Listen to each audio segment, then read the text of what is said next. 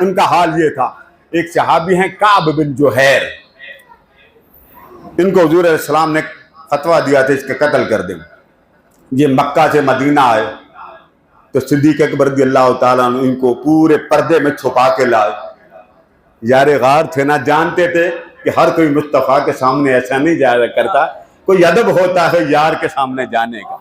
وہ پوری طرح ڈانپ کے ادب سکھا کے نماز فجر کے بعد لے کر آئے. اوپر کپڑا لیا ہوا تھا کعب بن جوہیر, فتویٰ لگ چکا تھا قتل کر دیں. تو آقا سے پوچھتے ہیں, حضور کے خلاف کچھ لکھا تھا انہوں نے. آقا سے پوچھتے ہیں حضور اگر آپ کے خلاف کسی نے کچھ لکھا ہو معافی ہو سکتی ہے؟ فرمایا ہاں ہو سکتی.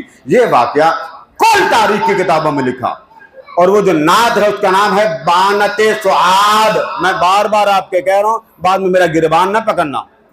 بانت سعاد, بے الف نون تا بان سعاد, یہ کل تاریخ دانوں نے اس کو لکھا.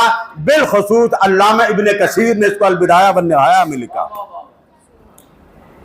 آقا اگر آپ کے خلاف کچھ کہا ہو معافی ہو سکتی؟ فرما ہو سکتی. آقا اگر وہ کعب بن جوہیر ہو وہ معافی مانگنا چاہے ہو سکتی؟ فرما ہو سکتی. تو انہوں نے دونوں ہاتھ نکالے, انہوں نے ہاتھ نکال کر کہا سونیا کلمہ پڑھا. حضور نے کلمہ پڑھایا. جب کلمہ پڑھ کے ہاتھ پیچھے کیے نا تو کپڑا اتار کے کہتے ہیں انا کعب بن جوہیر. یہ بات کر کے ایک صحابی اٹھا, حضور اجازت دیں سر قلم کر دوں. فرما نہیں, اب کلمہ پڑھ چکا ہے.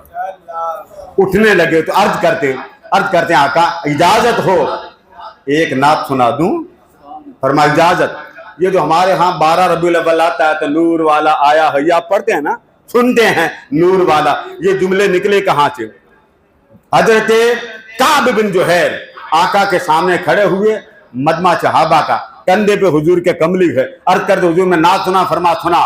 فرما عرض کرتے ہیں انکا لنور یستداء بہ, اے محمد صلی اللہ علیہ وسلم اللہ نے ایسا تجھے سراپے نور بنایا, جو بے نور ہو اسے نور کی خیرات چاہیے, اسے چاہیے مصطفیٰ کے ساتھ لگ جائے, اس محمد کے ساتھ جڑ جائے, وہ بھی نور والا ہو جائے گا. جب اس نے یہ شعر پڑھے نا تو حضور پر حالت وجد طاری ہو گیا. حضور جھومنے لگے. جب جھومتے گئے تو اس نے, کیونکہ ابھی وہ پڑھ رہے تھے, اس نے کہا سونیا تو وہ نور والا ہے, تو ایسا نور والا ہے کہ جو بے نور ہے وہ نور والا ہونا چاہتا تو وہ تیرے ساتھ لگ جائے, وہ بھی نور والا ہو جائے گا. بس اتنی بات کہی. حضور نے اپنی کملی اتاری, اتار کر فرمایا کعب جا تجھے نور والی چادر نصیب کر دے.